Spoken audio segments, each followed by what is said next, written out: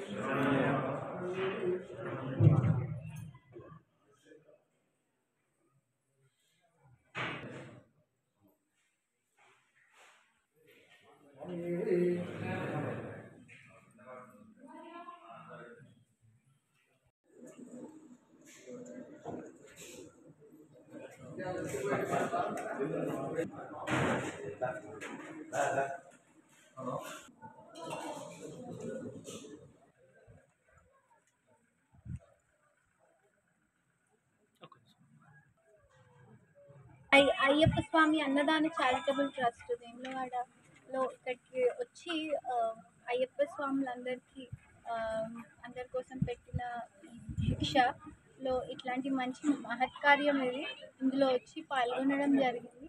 ఇంకా కూడా అయ్యప్ప స్వామి భక్తులందరూ ఇక్కడికి వచ్చి ఈ భిక్షలో పాల్గొనాలని కోరుకుంటున్నాను. స్వామి శరణం.